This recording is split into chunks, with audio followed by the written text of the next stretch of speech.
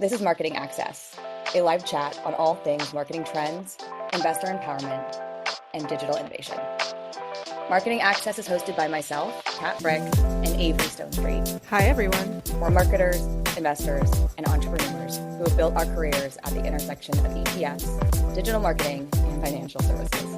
We started this podcast to bring a different kind of perspective to an industry that can be a little stuck in its ways. Breaking down industry jargon, sharing gatekept marketing strategies, and of course, building a community of empowered investors and marketers who get it. Here's this week's chat. Remember your first question you asked Jeeves ever? No, I was so young. I remember the first question I asked Jeeves. It was about rabies. Do I have rabies? Something about like your mom if rabies was like transferable from animals to humans. 100%. I don't know where it came up. Your sibling or your mom probably like said something to you like, stay away from that animal. We'll give you you know why? It's because we watched family movie night. We watched Old Yeller. It's like, really family? This is what we're doing tonight? Here's an American classic. I don't know. Like, I don't know if it's like, I mean, Homeward Bound at least ends well, but like, that's also a tough one. I mean, that made us grow up real quick, that movie. Anyways, yeah. And then that's how I started my internet journey. That's what we asked Jeeves. Do you remember the first question? Because I do. I mean, it is a good question. It's a great conversation starter. I think I'm going to use that more. Yeah, I like that one. Okay, cool.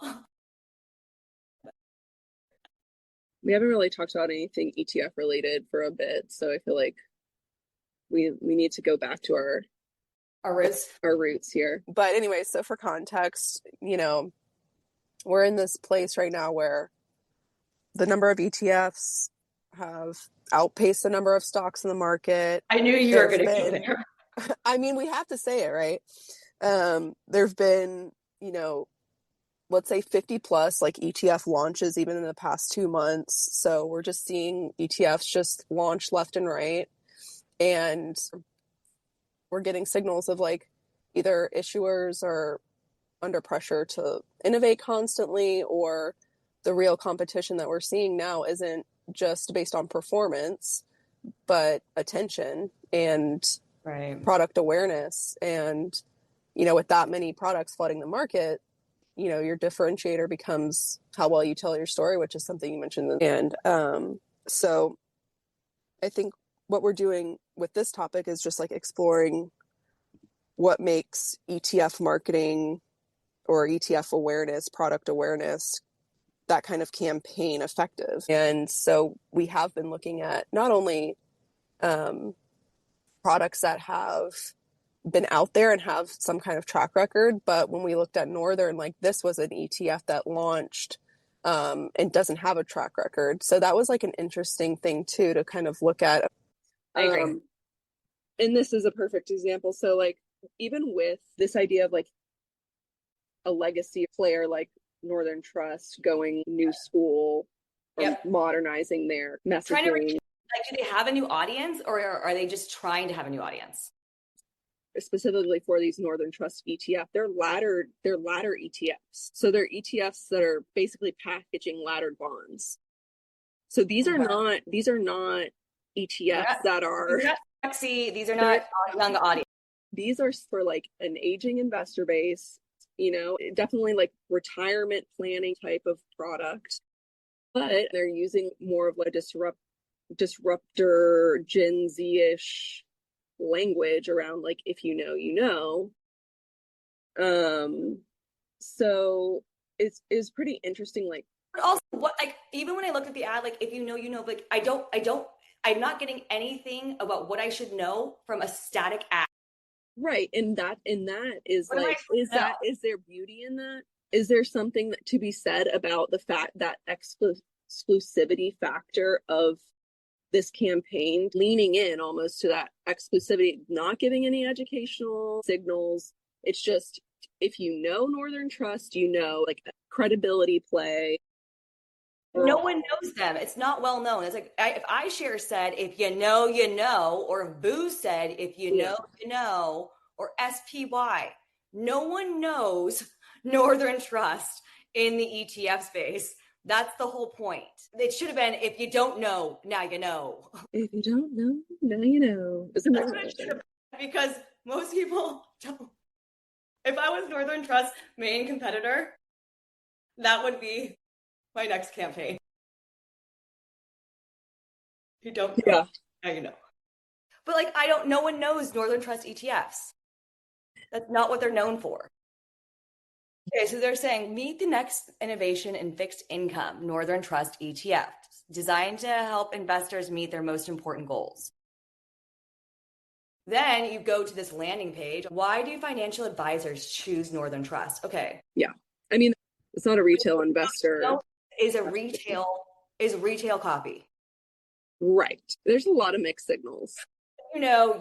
It's not if you know, you know. It's just if you know, Northern Trust. Northern Trust, yeah. This is so bad. I need to call. I'm so frustrated. I mean, it's definitely, in comparison from a product standpoint, everyone is launching crypto, ETFs, a lot of just like more in the thematic space, right? And this is an ETF that's like, let's say, conservative, stable, not sexy, that's for sure, like you said. But they solve problems, real problems for advisors. It's everything I'm finding on their site is like, hey, advisors, how like get this in front of your investors, get this in front of your. Yes, I don't know if Northern Trust would ever do any kind of like retail focused campaign. Is, right now, they're not on the platforms. These funds are not on the platforms. Mm-hmm. So if they're trying to go after anyone who's at Morgan Stanley, anyone who's at Schwab, like none of those, those funds aren't available there. At least not yet. No, I mean, this is very like. This is what someone, the global head of customized index fixed income, said this from Northern Trust. They are a powerful solution for retirement, college, and philanthropic. I'm trying to say philanthropy, but philanthropic. Thank you. Discover how these ETFs can help meet client cash flow management needs. Okay, here's another reason why it's really bad. Hashtags are dead. Yes. Even if they were alive, if you know, like, whatever it is, IK, whatever it is, that hashtag, it's like almost like being like, we're going to bid on ETFs on Google keywords. It's like, you're going to go against literally millions and millions of dollars. If you know, do you know how long people have been using that? Do you know if people search that hashtag, how many random things are going to pop up? It's not going to be Northern Trust. No, definitely not. But they're all using that hashtag everywhere, which is further goes to show, like, come on, you guys. Yeah. Yeah, you missed that train. Here we go. Here's some TIPB Northern Trust 2035 inflation-linked distributing ladder ETF. And then TAXS Northern Trust short-term tax exempt bond ETF. Honestly, I'm gonna look into like how many laddered ETFs are out there. I didn't even know about them until today. That's pretty cool. As having a long-term like investor mindset, tax exempt bond ETF. Interesting. But that's the ones I've seen just like all up in my face. Like so many ads. I mean, a lot of promoted ads on LinkedIn for sure. These ads are getting like 2 likes. No, so like I was talking to someone, I was talking to Vontobel. They launched an ETF here earlier this year, but they're based in Switzerland, like much bigger overseas than they are here in the US. They had like 27,000 followers on their company account on LinkedIn, but again, like 20 likes, 30 likes. I was like, it's very easy to do better on LinkedIn. Yeah. Just don't post your webcast. Or like even worse, this company, ETF Central had put out like different videos of different interviews, right? Their spokesperson gets on, doesn't say the ticker, just says, we're super excited about this new ETF launch. This new ETF is built to do XYZ, blah, blah, blah, blah, blah, blah, blah. Talking. Ticker's not on the screen. Ticker's not mentioned. I'm like, well, what you're talking about? You blew your shot. Like, and that's crazy. Like it's just wild to me how they're just sitting on the audience. They're sitting on their audiences. They're sleeping on them. Right. Wakey, wakey. And honestly, like these Northern Trust banners, they are beautiful, but it's kind of giving me, what was it? Was that show called Westwood? Westworld. Westworld, where Yeah. it's like almost like a little too perfect. Like the girl and the guys, it's like they're robotic almost and like perfect. Like so, like too put together, I guess is what I'm trying to say. Right. Like look at her, like both their postures, like these don't look like people. They look like mannequins. Like, but does that give you some kind of comfort? No, it's creepy. I was like, why does this look so creepy? And like very Pleasantville. But anyways, with all of that going on, yes, we need reassurance, right? Like, yes, we want to be working with someone who seems quote unquote like in control and like has it together. But like this seems like a little too together for me. I mean, it clearly was not tested. They did not do A/B testing. It's very clear. I thought of that too when I first saw it. This also screams like someone high up who's not in marketing was like, hey, you know what would be cool? Let's do it. And then someone's like, that's not our audience. And they're like, but we should do it. It's like, it's someone not listening to someone about the audience. Because they had like this other girl that I talked to all the time who was like in charge of channel marketing. Yeah. She's like, my job was literally to break down what message goes with what audience. So like they actually do all that stuff. It's not like, because a lot of firms I think are not doing like audience like breakdowns and like what does our buyer actually look like? Remember like Yang used to always say like DIY Dan, like, you know, like the guy who's like, you know, investing in his stuff, doing stuff on the weekends with his family. Different personas, yeah. Right. Like who are those people? So like I know they do this. It should have been like, we're back, because they launched ETFs so long ago. Then they tossed them to the wind. And then literally almost a decade later, now they're trying to make I mean, they dropped the ball. Yeah, but I think if you're going to make a splash and try to come back and make this a core offering, then they probably should have spent some more time on it. I wonder what the inflows are going to be like, if any. Or even advisor sentiment, like, because this does not help amplify how good of a product this potentially is. I don't even know yet. Why would I like? I'm not going to click on something to find something out. If your ad has not told me, why would I click? Like, where is the connection between what the actual product does and, you know, how it can like serve you and how it can serve clients? I don't, it's not clear to me.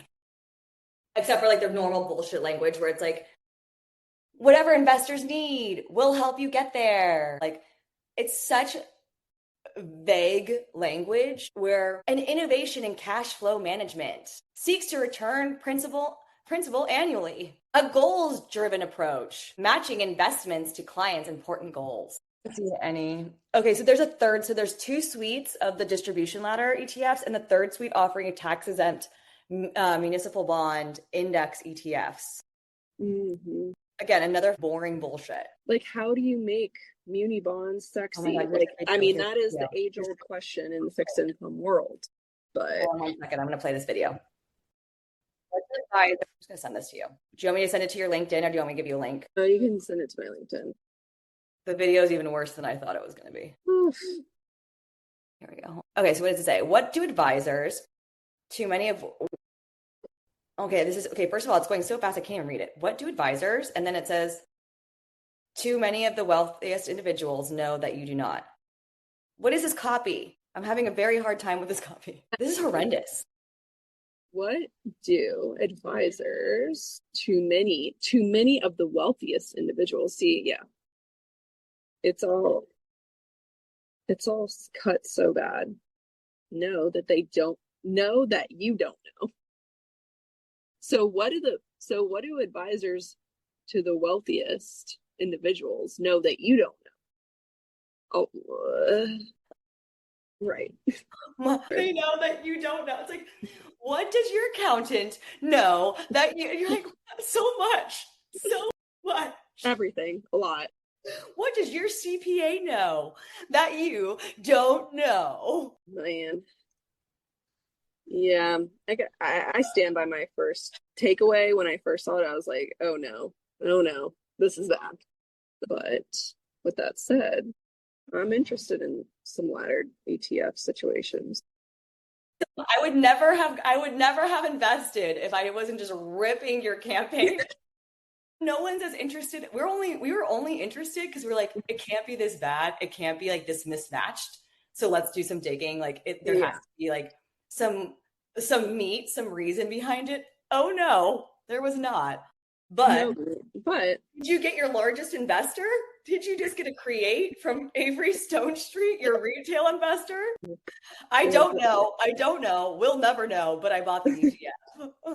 it's crazy how that works, right?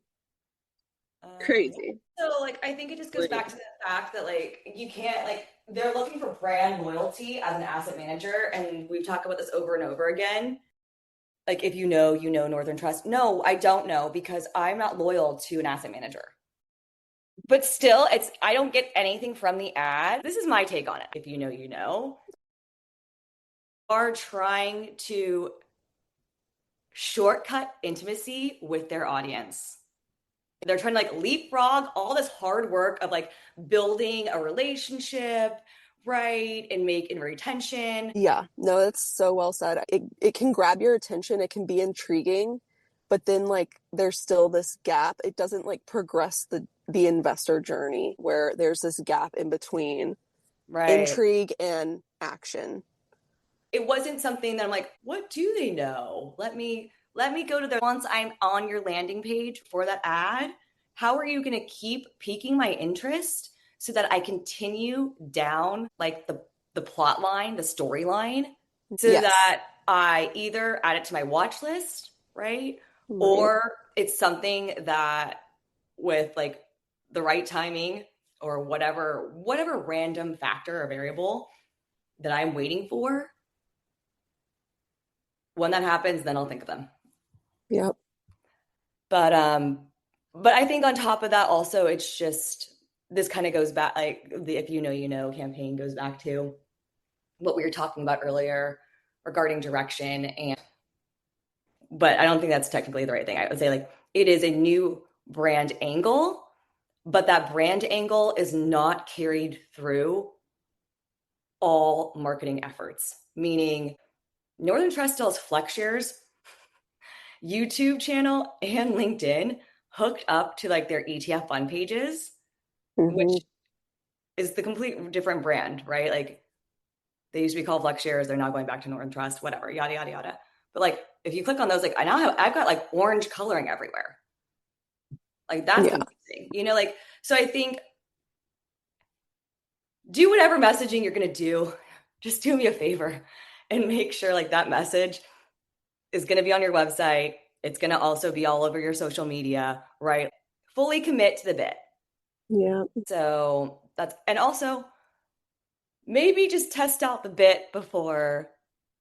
Yeah, the testing before is huge. But I think, we get the scarcity mindset of got to get it out there. Every second it's not out there, we're losing money. Yeah, so that's a whole other behavioral problem where you're sacrificing,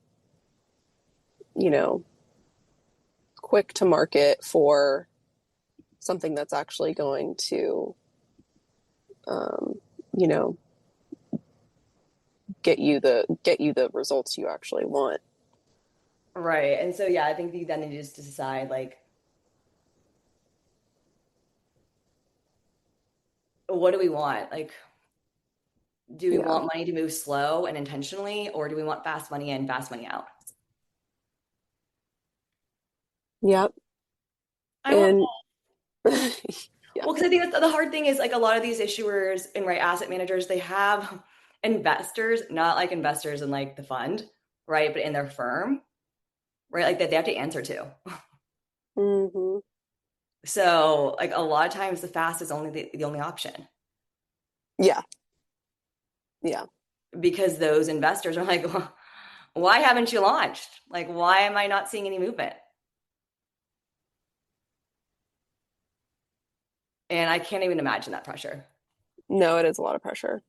It is a lot of pressure. And Again, like in kind of this like market where everything's so saturated, though, I think that, you know, it's one of those like people are buying a story, right? And so you really do you have to kind of be aware of the pressure and understand the pressure, but also like have some kind of rebuttal to say like, yes, but here's the big picture. Here's how we're going to capture our target audience, you know, and have that kind of like strategy laid out, be able to explain it. And you know, the ETFs and the products that do really well are going to be the ones that have the clearest and most credible story to them. Right. And you can go to your board. I mean, you can go to your board with that has to be very clear to your board and your whatever shareholders and the capital markets people that are seeding your fund. No, thank you. That's no fun. I mean, that's like being a stay-at-home dog mom and like having to answer to your husband about like where you spent your money, and you're like, oh my God, I don't want to tell you. No, that's no life for anybody. I don't think so. Um, I think it's great that Direction is stepping outside of like their boring brand and testing some things out. I think what's hard for me is there's no cohesiveness through anything. mm-hmm. Like even I'm trying to pull up like even if just the buttons match the buttons, the CTA button on the ad, and maybe I'm wrong, maybe it already does, but if those buttons matched each other, I would be happy. Let me get my phone off grayscale so I can actually see colors on these ads. I mean, what I really like to see with the Virtus ad for their private credit strategy, like, I mean, they have data on it, right? And they place the data in a really interesting way. I mean, obviously they have their table, which is I can't even read. I can't read anything on here, to be honest. what. Like I just zoom in on this ad to read anything. Maybe I need to get Well, my eyes checked again. I agree. I like the creative idea, but like I can't, my eyes don't know where to go and it's hard for me to read. well, my eyes like go directly to the ticker, which I think is great. I mean, that's what you need, right? Is like, BCC or VPC. yeah, See, it I didn't goes even know that was a directly there. ticker. I thought that was a I thought that was a brand. I'm not even joking. God. But their logo's in the top left, so that doesn't even make sense. I would have done a dollar sign in front of the V. But they have it NYSC ARCA, like, you know, they have it I there. agree, but I have to, if I'm holding this, if this is on my screen, Mm-hmm. I can't read the NYSE ARCA. All I see, the first thing my eyes see is BCP or BBC. Mm-hmm. PC. I'm dyslexic, but I honestly thought that was a company name or like a festival name at first. Then I see the 13.12, the SEC yield. I don't see an asterisk there at all, indicating that was a one-time thing, probably. Or the as of days right next to it. Yeah, the as of I date. need to get my eyes checked, is what actually needs to happen. Yeah, probably. Yeah, let's do that, and then we'll circle back But on dude, even this the one. table, I have to zoom in. Yeah, I mean, well, with these, right? I mean, the idea is that what sticks with you is the ticker, right? And like, it's good to have that information at the bottom and give you some indication of like the track record and everything. But what you want what you want someone to take away is the ticker, because that's what people are going to look up, you know, and do their research from, right? So I don't know about the SEC yield. I mean, that's I fine, also, but no one. what's the point of the tickets? I don't understand the wristbands. An I ETF seeking to access, oh, having access, Right. It's VIP. it's like it's almost like VIP in a way. Like you can almost It's like a No, and they VIP, should have like, written that on there. I'm just, dude, no, I'm in a great, I'm in a great mood this morning. I'm like, and they you did know what? great. You You're know like, what? you Just guys try are again. awful. At least they're trying, you know? No, I think you're right. It's like, listen, Van Act does a killer job with their marketing and their ads and their creative, right? But it is very run of the mill, boring, like ticker, fun name, some sort of secondary graphic, and some sort of gradient, right? Like I feel like is your go-to. Again, I think how many different creatives can you test out really before it hurts your brand?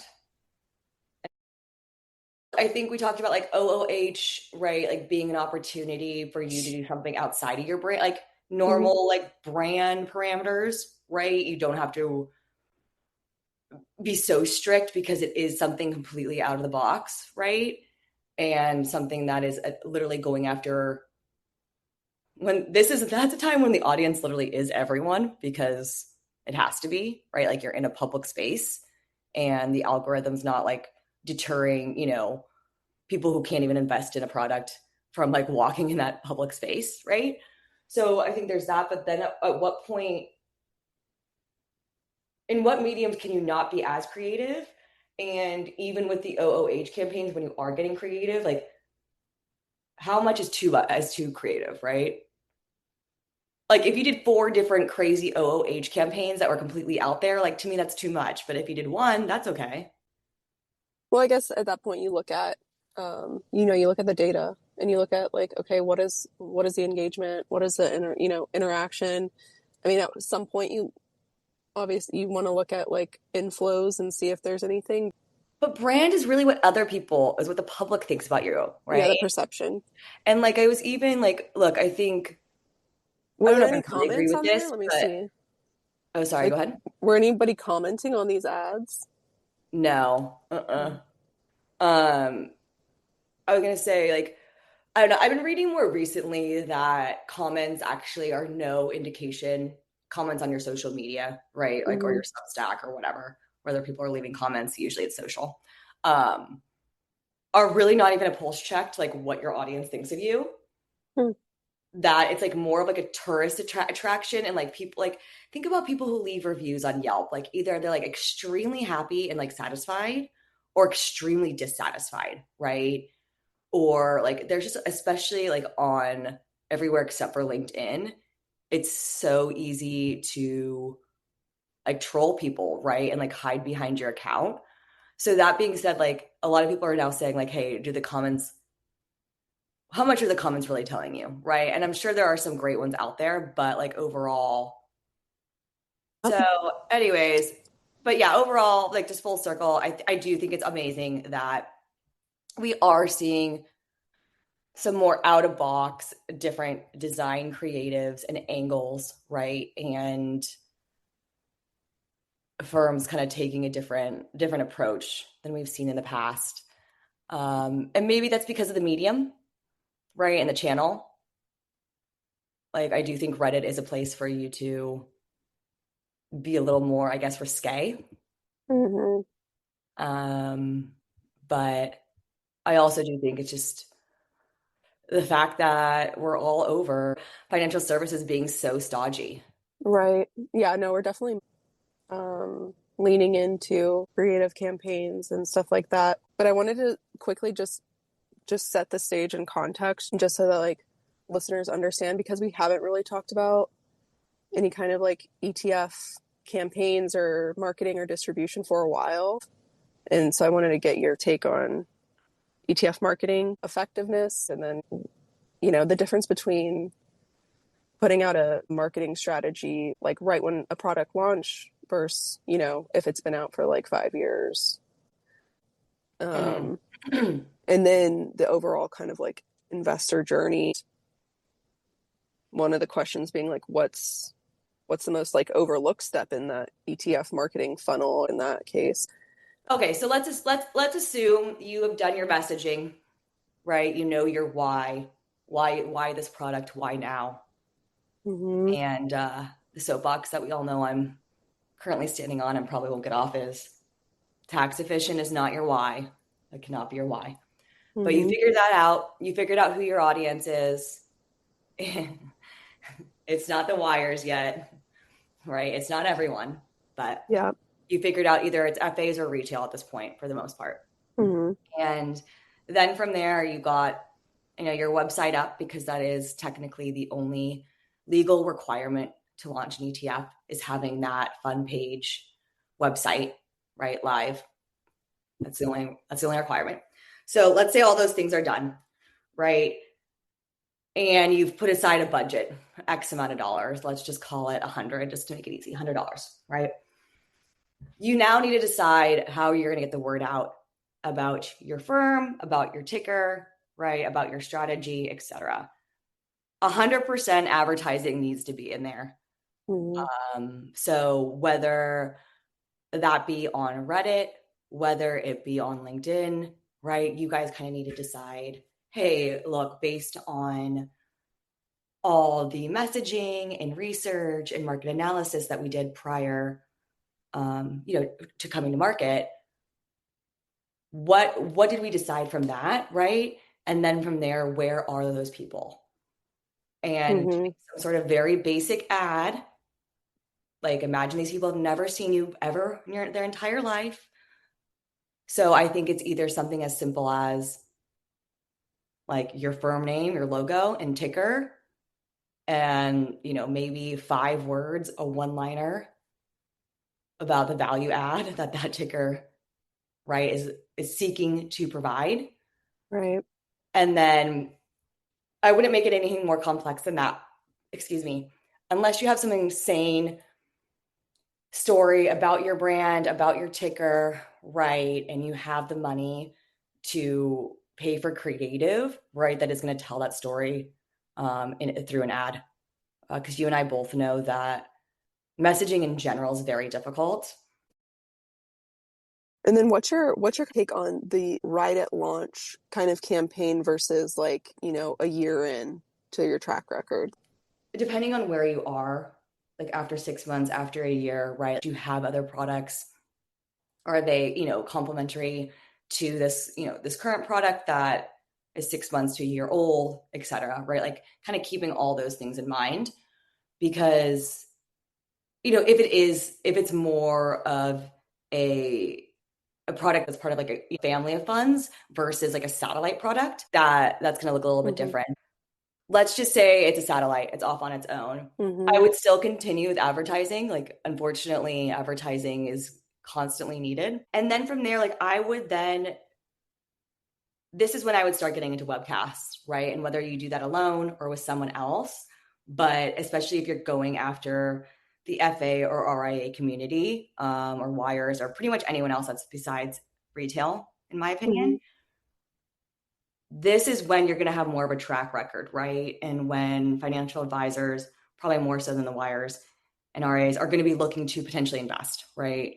So this is the time to go to conferences, right? And get more of a pulse check in person than to have like the digital barrier that you would between like ads and social media and content, right? So as more and more time goes on after launch, in my opinion, the more and more marketing should probably start moving towards like a more in-person channel. Does that make sense? Yeah, no, I get that. Because that's what, I guess that was one of the questions I had too. And I was thinking about like the Northern Trust like campaign that we've talked about in the past. Like, it gets worse. The more I look into it, it gets so bad. Well, I was thinking like, why didn't they go out, with their ETFs to future proof, right? Like, I didn't They hear you did. mention they did. They were out there. They were out there, but like it was just, again, like, well, it they makes had sense for them not to like be so overtly out there if this is like just at their, the starting point, right? I don't think it makes sense. Like like if your campaign is, if you know, why are you going to a conference where you have zero track record? Right. Like, I would have waited. Right. That's in line with what you just mentioned. Like, you know, if you're at the 1 year mark, you know, you have like at least a year of performance that you can kind of like point to, you know, that's when like the in-person component comes in. And my question was like, oh, you know, why didn't they show up in a bigger way at Future Proof?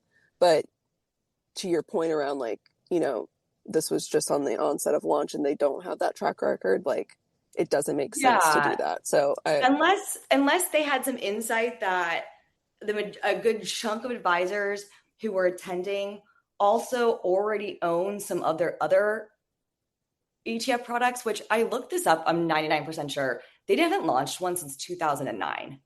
Yeah. Which should have been part of their messaging. Yes, and a missed 100%. Like, opportunity. we're back. Yeah. Mm-hmm. This is like, why we're back. After 10 years of innovation or whatever, you know. Like, wakey, wakey, knock, knock, she's alive. Yeah. You know, like that should have been like Remember the Titans campaign. Oh my God. All I can think of is that movie, which I loved that movie so much. Honestly, I do like, I support a marketing campaign right at launch. I do. I think it's important. I think most issuers don't do it because of this, like, this idea of like they need a track record or situation like that. But you kind of like miss that early storytelling moment. I think those are good angles. Do we want to talk about the hashtags at all? I can't talk about it right now. Okay, no worries, girl. I got you. Beautiful.